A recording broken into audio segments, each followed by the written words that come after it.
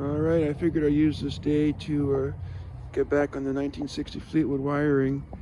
You can see this is this. Now this one here, orange, is this orange here. Now this one was in the Fleetwood that somebody cut up horribly. Just mangled it. And it's very short, it's missing end, it's missing end, it's missing everything. But when this one came in the Sedan DeVille parts car, it's pretty good overall, except here, these ends are gone. So I gotta go with my wiring diagram and my shot manual to figure out exactly where they go. But otherwise, it's a complete piece. So I'm happy about that. So I basically have the whole car here, trying to organize where all these cables go. And I painted my lower dash last fall, and I dug out the dash pad for the top of it, what I'm really happy with. It's in really good condition, except for two superficial cracks, which is really Mickey Mouse. I still wanted to order a new dash shell, they call it. I'm not a big fan of those carpets they put on top, but a whole new shell.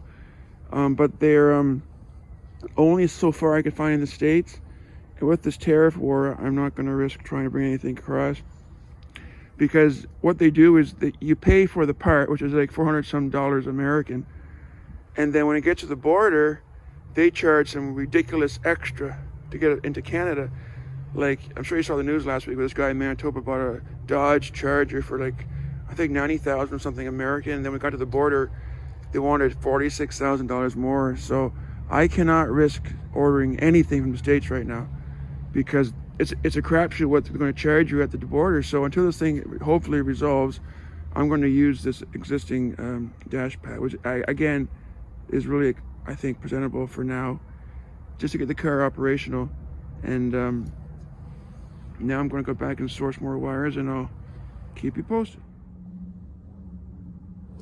So here is the wire that says steering column, and if you follow this, you have a white, an orange, and a black that's been hacked off.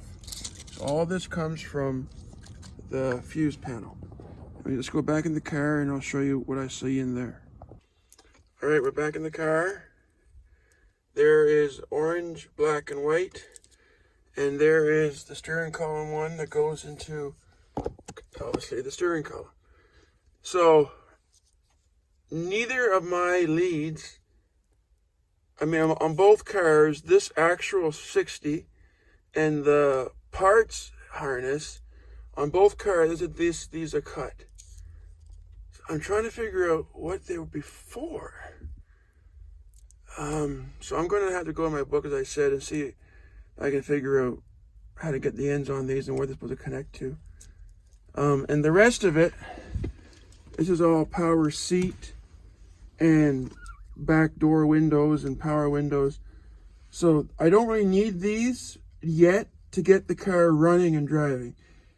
Power accessories in the back of the car and the windows are nice, but to get for moving purposes, I don't have to worry too much about these right now.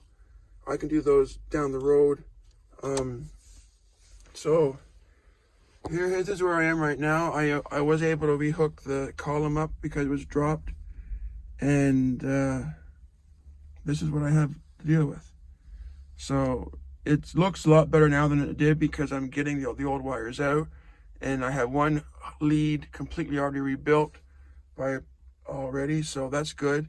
And that controls the ignition switch and the lead that goes through the firewall to the coil. So I'm making use of my shop manual and having the two sets of wires to reference each other off of. And you can see that rectangular square with the 4 bolts in the center hole. That's for the brake pedal assembly, which someone took off. So I got one out of the parts car, thank goodness. I got to get a master cylinder too.